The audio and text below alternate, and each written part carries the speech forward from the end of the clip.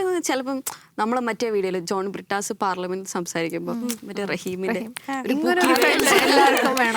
അതൊരു പുക്കി വീഡിയോ ആയിരുന്നു തോന്നുന്നു. എനിക്ക് തോന്നുന്നു റഹീം അങ്ങനെ ഒരു ആ തരത്തിലൊക്കെ നോക്കിയൊരു ഇപ്പം നമ്മൾ ബ്രിട്ടാസിന്റെ കാര്യം പറയുകയാണെങ്കിൽ എനിക്ക് തോന്നുന്നു അതും വളരെ ഒരു അത്ഭുതപ്പെടുത്തുന്ന ഒരു ജേണി ആയിരുന്നു തോന്നുന്നു. കാരണം പുള്ളി ആക്ച്വലി CPM-ൽ അത്ര വലിയ ഒരു അണ്ടർഎസ്റ്റിമേറ്റ് ചെയ്തിരുന്നു. JB ജംഗ്ഷനിലെ കണ്ട ഒരാളായിരിക്കും അയാൾ ഇവിടെ എന്നുള്ളത് അങ്ങനെ കരുതി. ഔട്ട് ഓഫ് ദ ബ്ലൂ ഒരു ദിവസം ബ്രിട്ടാസിനെ MP ആക്കാൻ തീരുമാനിക്കുന്നതിന്റെ പുറകെ ഒരുപാട് വിമർശനങ്ങൾ വരുന്നു. അതെല്ലാം പിണറായിയുടെ വ്യക്തി താല്പര്യത്തിന് പുറത്താണ് അങ്ങനെ ഒരു പദവി കൊടുക്കുന്നതെന്ന് പറയുന്നു. അങ്ങനെ ഒരുപാട് വിമർശനങ്ങളൊക്കെ ഏറ്റുവാങ്ങിയിട്ടുള്ള ഒരാളാണ്. പക്ഷേ നമ്മൾ ഇപ്പുറത്തേക്ക് നോക്കുമ്പം വളരെ ഷാർപ്പായിട്ട് അല്ലെങ്കിൽ വളരെ ലൗഡായിട്ട് വളരെ സ്ട്രോങ് ആയിട്ട് സംസാരിക്കുന്ന ചുരുക്കം ചില CPM-ന്റെ ദേശീയ നേതാക്കളുള്ള ഒരാളാണെന്ന് ജോൺ ബ്രിട്ടാസ്. ഇപ്പോൾ നമ്മൾ നേരത്തെ പറഞ്ഞു മറ്റേ റഹീമിൻ്റെ ചിൽ മൊമെൻറ്റ്. അതായത് ചിലപ്പോൾ അങ്ങനെ ഒരു പ്രസംഗം കേൾക്കുമ്പോൾ നമുക്ക് എല്ലാവർക്കും അങ്ങനെ, അതായത് ഇപ്പം നമ്മളിപ്പോൾ പറയുകയാണെങ്കിൽ എന്താ പറയുക, ഒരുപാട് നേതാക്കളുണ്ട്, ഒരുപാട് പേർക്ക് വളരെ ഷാർപ്പായിട്ട് പറയാൻ പറ്റുന്ന കാര്യം, പക്ഷെ പറയുന്നവർ വളരെ കുറച്ചേ ഉള്ളൂ. ഇപ്പം അദ്ദേഹത്തിന് ഇതിപ്പോൾ നമ്മൾ അടുത്ത് കണ്ടോ ദീപക്കിനെ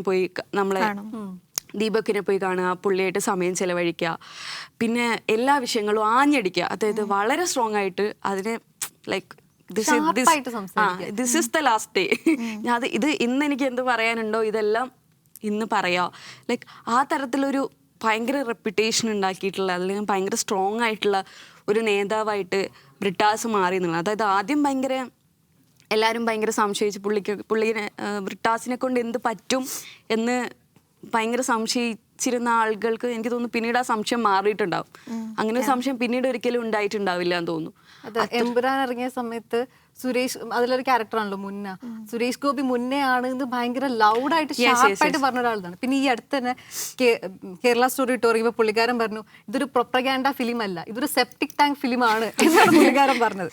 അങ്ങനെ ഷാർപ്പായിട്ടും ഡെയറിംഗ് ആണ്. എന്താ പറയുക, this is the last day. ഈ വിഷയത്തെ കുറിച്ച് ഇന്ന് അതുപോലെ ഒരു വിഷയത്തിൽ സംസാരിക്കാനായിട്ട് മടിയില്ല, എല്ലാത്തിനെ പറ്റിയും പറയും, എല്ലാത്തിനെതിരെയും പ്രതികരിക്കും. അല്ലാണ്ട് ഇതിപ്പോ ഞാൻ പറഞ്ഞ പ്രശ്നമുണ്ടോ പറയണോ അങ്ങനത്തെ ഒരു തോട്ടിയില്ല. പുള്ളിക്ക് ഇഷ്ടപ്പെടാത്തത് എന്താണോ പുള്ളി അത് പറഞ്ഞിട്ട് പോകും. അത് നേരത്തെ സാധനം സൂചിച്ചത് ഭയങ്കര ലൗഡായിട്ട് സ്ട്രോങ് ആയിട്ട് ആ ബോഡി ലാംഗ്വേജ് നിങ്ങൾ ശ്രദ്ധിച്ചിട്ടുണ്ടോ? നമുക്കിങ്ങനെ കോരിത്തെരിക്കുന്നില്ല. അതാണ് നമ്മൾ ഇങ്ങനെയൊക്കെ പറഞ്ഞിട്ട് മടിക്കാണ്.